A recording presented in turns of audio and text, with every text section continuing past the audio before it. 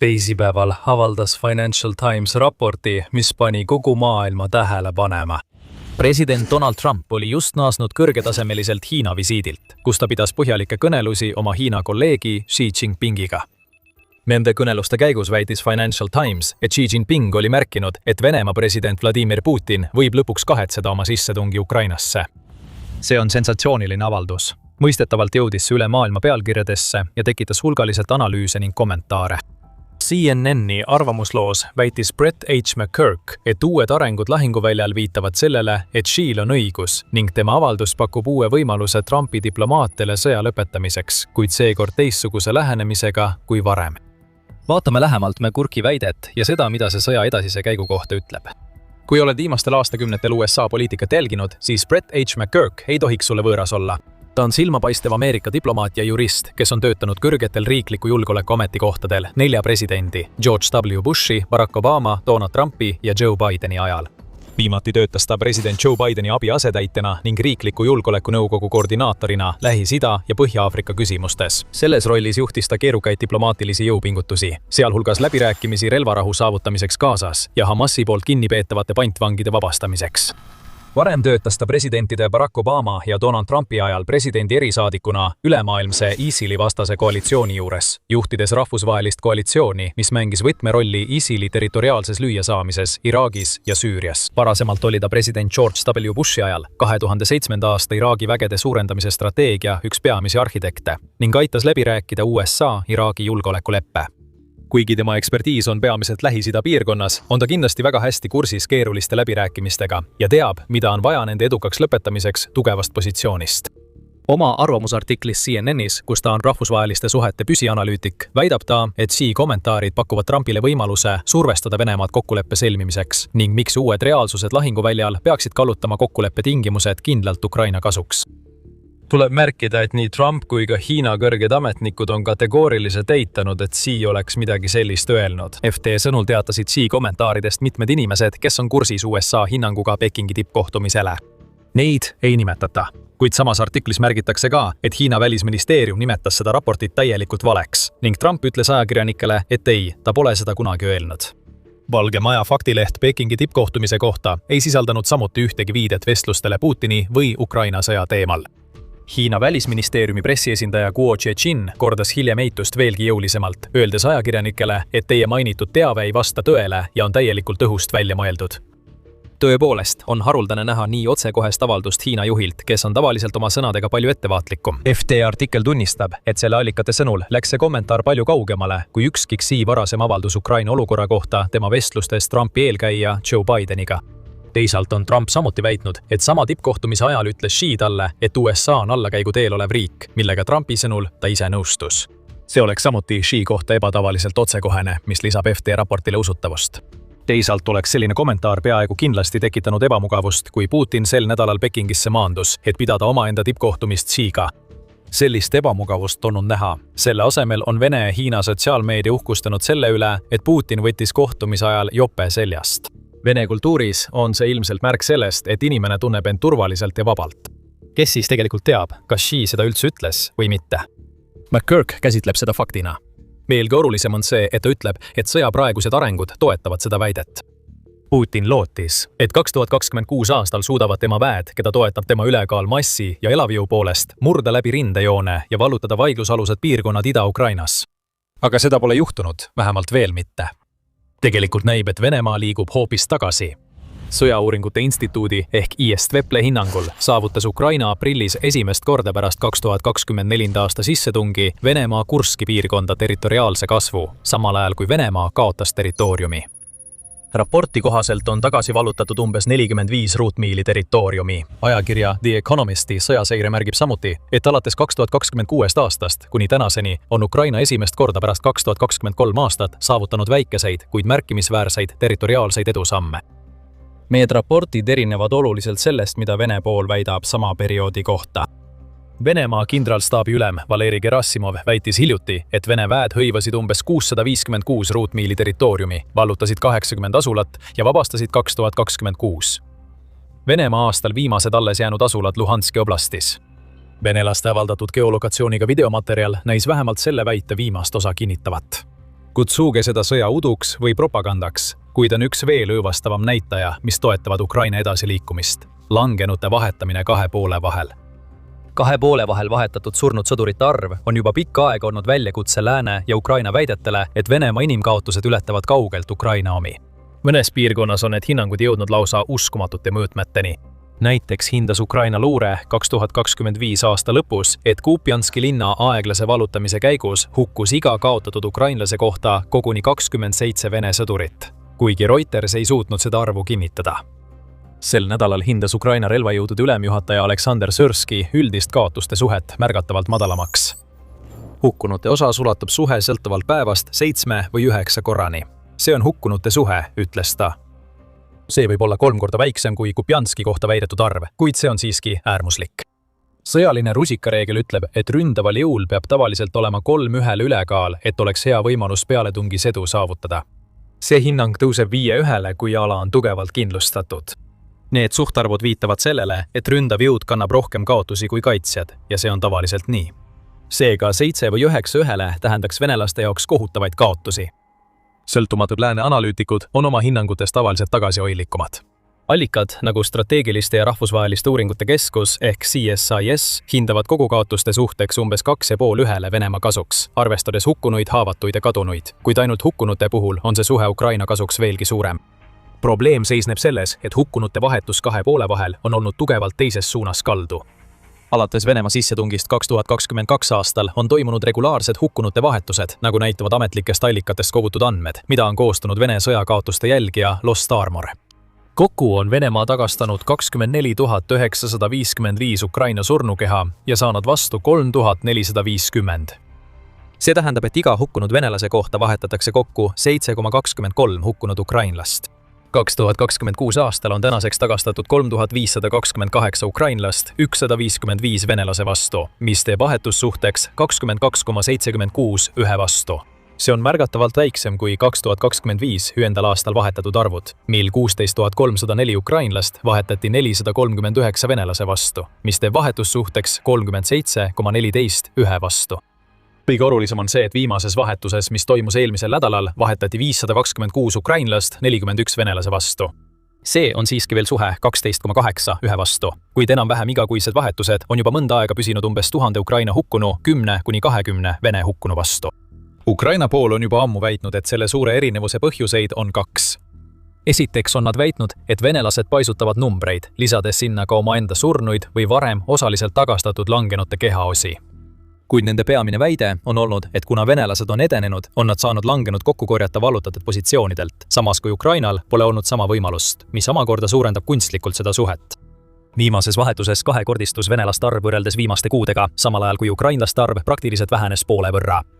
Ukraina argumente kasutades viitab see sellele, et Ukraina on tõepoolest hakanud lahinguväljal edasi liikuma, korjates surnud venelasi, kui nad liiguvad nende endistesse positsioonidesse. McGurk väidab, et seoses venelaste pealetungi seiskumise ja Ukraina edusammudega hakkab surve muutuma nähtavaks ka Venemaal endal. Tegelikult on nüüd juba avalikult nurinad sõjakulude üle. Viimastel päevadel haruldase avaliku erimeelsuse ilminguna hoiatas Vene parlamendi liige Renat Sulejmanov, et Venemaa majandus ei suuda pikaajalist sõda Ukrainas taluda.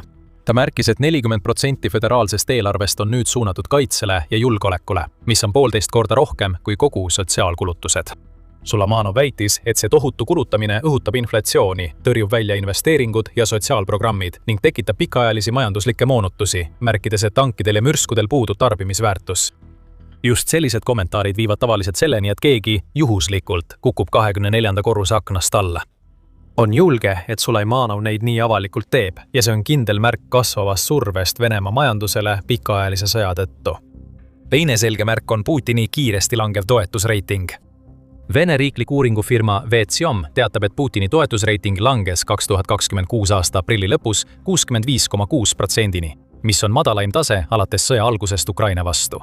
See on märkimisväärne langus, üle 12% võrreldes 2025 aasta detsembriga, mis sundis riiklikult kontrollitud uuringufirmat oma küsitlusmetoodikat muutma, et tulevikus narratiivi paremini kontrollida. McGurk väidab, et selle surve üks peamisi tegureid on Ukraina droonid, mida ta nimetab jõukordistiks. Ukraina ei näe täna välja nagu kaitsev riik, mis püüab ellu jääda, vaid pigem nagu sõjaline innovaator, kes muudab sõjapidamise olemust. Masstootmises valmistatud autonoomsete süsteemide abil, kirjutab ta. See on muutnud algusest peale olnud eeldust, et Venemaa ülekaal tööjõus oleks ainumäärav. Rindejoonel on Ukraina nüüd loonud 10–15 kilomeetri ehk 6,2–9,3 miili laiuse tapmisvööndi, kus Venemaa ei suuda edasi liikuda ilma pidevate droonirünnakuteta. See on tõsi, kuid see ei ole tingimata veenev argument.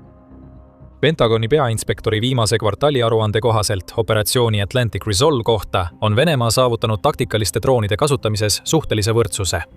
Aruandes märgitakse ka, et Venemaal on peaaegu kindlasti jätkuvalt suurem võimekus läbi viia püsivaid ja kõrge tempoga ründeoperatsioone ning neil on eelis otsetules, logistikas, vägede formeerimises ja vägede kaitses. Kui soovid igapäevaseid uuendusi kõige olulisemate sõjauudiste kohta, vajuta kohe tellimisnuppu. Saates The Military Show me ei kopeeri lihtsalt pealkirju. Me süveneme põhjalikult, et tuua sinuni tõeline lugu ja selgitada, miks see oluline on. Telli kanal, et sa midagi maha ei magaks. Lühidalt öeldes on Venemaa loonud kogu rindejoonel samasugused tapmistsoonid ning Ukraina vägedel on neist sama raske ja kulukas läbi murda, nagu venelastelgi. Kuigi rindejoonel võib droonisõja mõttes valitseda teatav patiseis, siis Ukraina kaugmaarünnakud sügavale Venemaa territooriumile on kindlasti sagenenud ja põhjustavad järjest suuremaid kaotusi. McCurki sõnul hündavad Ukraina droonid nüüd regulaarselt sügaval Venemaa territooriumil, sihtides sõjaväe lennuvälju, tehaseid, energiataristut, laskemoonaladusid ja logistikasõlmi. Ukraina droonide võime jõuda Moskvani olevat väidetavalt mõjutanud Putini huvi ajutise relvarahu vastu, võidupüha tähistamise ajal pealinnas, et paraad saaks toimuda ilma ohuta, et droonid võivad ootamatult ilmuda ja kogu vaatemängu rikkuda. Kui üldse, siis ta alahindab seda, kui suureks probleemiks need Ukraina droonirünnakud viimasel ajal on muutunud. Viimase 2 aasta jooksul on Ukraina kaugmaadroonide väljalaskmiste arv pidevalt kasvanud ja viimastel kuudel on see hüppeliselt tõusnud. See on nii ülekantud tähenduses kui ka paljude Vene rajatiste pihta tabamuste puhul üsna otseses mõttes. Kui 2024 aasta jaanuaris oli see arv 110 drooni, siis 2026 aasta märtsiks tõusis see üle 7000. Kusjuures ainuüksi 2025 aasta jooksul kasvas väljalaskmiste koguarv 5-kordseks. Märtsis ületas Ukraina esimest korda Venemaad 6 väljalastud kaugmaadroonide arvus. Hiljuti teatasid Vene ametnikud suurimast rünnakust pealinna vastu enam kui aasta jooksul, kus õhutõrje tõrjus üle 550 drooni. Selles ühes ainsas laines lasti välja üle 1000 drooni, sihtides Moskva piirkonda ja teisi sügaval Venemaa sisealadel asuvaid alasid. Nagu McCurk õigesti märgib, sunnivad need rünnakud nüüd Venemaad hajutama õhutõrjet, ümber paigutama lennukeid, tugevdama taristut ja pühendama üha rohkem ressursse kodumaa kaitsele. Sõjaliselt väljendudes laiendab Ukraina lahinguruumi ja tõstab sõja hinda Moskvale, samal ajal kui Moskva ise vaebleb, et Ukrainas lahinguväljal üldse mingit territooriumi vallutada. Putini, ütleb McCurk, sunnitakse silmitsi seisma strateegilise kaotusega. Ründesõdu hinnatakse lõppkokkuvõttes mitte kaardil olevate joonte, vaid selle järgi, kas need täidavad poliitilised eesmärgid, mille nimel need üldse algatati, kirjutab ta. Putini sõjaeesmärgid sissetungi ajal hõlmasid Ukraina täielikku allutamist, NATO kui liidu nõrgestamist ja Venemaa taastamist domineeriva Euraasia jõuna. Need eesmärgid on Moskva jaoks üha kättesaamatumad. Mis puudutab Ukraina täielikku allutamist, ütleb McCurk, lahinguväli ja sõja tulemus on nüüd keskendunud Ida-Ukraina Donbassi piirkonnale, ilma et Vene vägedel oleks mingit võimalust vallutada Kiievit, mis oli Putini esialgne eesmärk.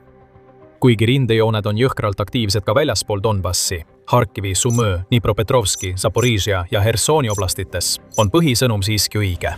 Kui Venemaa ei mobiliseeri massiivset reservarmeed ega alusta uut suuroffensiivi läbi Valgevene, sündmus, mille eest nii Zelenski kui Sõrski on viimastel päevadel hoiatanud, pole eriti tõendeid selle kohta, et Venemaal oleks võimekust üritada Kiievit vallutada. Kas Venemaa suudab end taas kehtestada domineeriva Euraasia jõuna? See sõltub sellest, kellelt küsida. Kuigi mõned, nagu McCurk, ütlevad, et selline väljavaade on üha kättesaamatum, siis hiljuti Pekingis lõppenud tippkohtumisel tundub, et nii Putin kui Xi pole sellest aru saanud. Tippkohtumise ajal allkirjastasid nad ühisdeklaratsiooni mitmepooluseline maailma kujundamise kohta, mida Venemaa ja Hiina kavatsevad juhtida. 47 leheküljenine poliitikadokument allkirjastati rahva suures saalis koos ligikaudu 40 muu koostöölepinguga. See kutsub üles maailmakorrale, mis põhineb suveräänsuse austamisel, võrdsetel riikidevahelistel suhetel ning vastuseisul sõjaliste liitude, nagu NATO ja AUKUS laienemisele, võrreldes neid džungliseadusega. Liidrid esitavad oma strateegilist partnerlust eeskujuna suurriikidele ja vastukaaluna sellele, mida nad kirjeldasid kui USA ühepoolseid ja hegemoonilisi vastuvoolusid. Kui rääkida NATO nõrgenemisest, siis võib väita, et mingis mõttes on allianss viimasel ajal tõesti nõrgenenud, kuigi on väga vaieldav, kas Venemaal on sellega üldse mingit pistmist. Donald Trump ei ole kunagi olnud eriti suur NATO toetaja. Tema ja tema administratsiooni kõrged liikmed, nagu välisminister Marco Rubio ja sõjaminister Pete Hegseth, on teinud mitmeid avaldusi, mis seavad kahtluse alla nende arvates liiga suured USA panused allianssi. Donald Trump oli eriti rahulolematu, et USA Euroopa NATO partnerid ei soovinud liituda tema konfliktiga Iraaniga ega tema pingutustega Hormuzi väina avamiseks, mille Iraan sulges vastuseks USA ja Iisraeli rünnakutele. Aprillis ähvardas Donald Trump vähendada USA rolli NATOs või isegi alliansist lahkuda, kui liikmesriigid ei aita väina taas avada. Samas võib veelgi kindlamalt väita, et Vladimir Putini sissetung Ukrainasse on tegelikult allianssi tugevdanud, mitte nõrgestanud. Nagu Brett McCurk kirjutab, on NATO allianss, hoolimata Donald Trumpi retoorilistest kriitikatest, täna suurem kui siis, kui Venemaa tungis kallale. Soome ja Rootsi on alliansiga liitunud ning võib väita, et allianss on tugevam, kuna NATO Euroopa pealinnades on kaitsekulutusi suurendatud. Seega, hoolimata Venemaa tohututest ja kasvavatest kaotustest, on Vladimir Putinil Ukrainas peetava sõja kohta vähe ette näidata ning trendid näivad iga kuuga ainult halvenevat, järeldab ta. Olles üksikasjalikult selgitanud, miks ta usub, et Venemaa on nõrgas positsioonis ja seetõttu haavatav ebasoodsa sõja lõpetamise kokkuleppe suhtes, jõuab Brett McCurk siis oma argumendi põhiosani. Mida see tähendab Hiina jaoks ja kuidas Donald Trump võiks seda ära kasutada, et sundida Vladimir Putinit kokkuleppele? Kuigi Xi Jinping on andnud rahvavabastusarmeele käsu olla valmis operatsiooniks Taiwani hõivamiseks aastaks 2027, kirjutab ta, et tema sõjavägi on lahingutes veel proovimata ning Ukraina näitab, kui raske on saavutada kiiret poliitilist kokkuvarisemist kindlameelse kaitsjaga silmitsi seistes. Järgmise 6 kuu jooksul hakkab Xi Jinping neid suundumusi uurima ning hindama eeliseid ja puudusi seoses oma lõplike plaanidega Taiwani suhtes. McGurk tunneb, et see annab USA-le kuldse võimaluse tugevdada Xi Jinpingi ettevaatlikkust ja Putinile kõvasti kõri peale astuda. Tark samm praegu on tugevdada NATO-t ja selle toetust Ukrainale, et näidata Putinile, et tal pole võimalust initsiatiivi tagasi saada, ning Xi Jinpingile, et sammud Taiwani vastu saavad vastuseks koordineeritud reageeringu. Nagu ta õigesti märgib, on Trumpi välja kuulutatud eesmärk Ukrainas lõpetada sõda diplomaatilise kokkuleppega, mis tõenäoliselt nõuaks Ukrainalt territoriaalsete järeleandmiste tegemist julgeolekugarantiide vastu. Ta märgib samuti õigesti, et diplomaatia on ummikusse jooksnud, kuna Ukraina pole olnud nõus loovutama territooriumi, mida ta usub end suutvat sõjaliselt kaitsta, samal ajal kui Venemaa usub endiselt, et suudab selle maa sõjaliselt vallutada. Näidates kogu oma kogenud läbirääkija kogemust, märgib ta lühidalt, et läbimurde läbirääkimised õnnestub harva siis, kui mõlemad pooled tunnevad end võrdselt enesekindlalt ja aeg soosib nende pikaajalisi eesmärke. Kuid nüüd, kui arengud pöörduvad Ukraina kasuks, tunneb McCurk, et selle ummikseisu aluseks olnud eeldused enam ei kehti.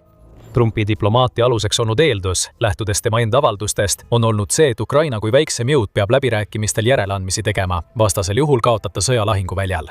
See eeldus, mis oli kunagi küsitav, on nüüd vale, kirjutab ta. Uued reaalsused lahinguväljal pakuvad nüüd uut võimalust diplomaatia õnnestumiseks. Ukraina on nüüd oma kaitsevõimes enesekindlam ja vähem sõltub Washingtoni lubadustest oma tulevase kaitse osas. Venemaa seisab nüüd silmitsi tulevikuga, kus kaotused kasvavad ja majanduslik surve suureneb, ilma et oleks mingit läbimurde võimalust. McGurki sõnul seab see olukorra uuesti paika. Nagu arvata võib, on USA jõupingutused kokkuleppe vahendamiseks sisuliselt seiskunud, alates sellest, kui USA alustas operatsiooni Epic Fury Iraani vastu. USA pool on mõistetavalt olnud hõivatud pakilisemate probleemidega. Viimane ametlik USA vahendatud läbirääkimiste voor selle konflikti osas toimus veebruaris. Pärast seda on olnud vähe tegevust, kuid see võib peagi muutuda.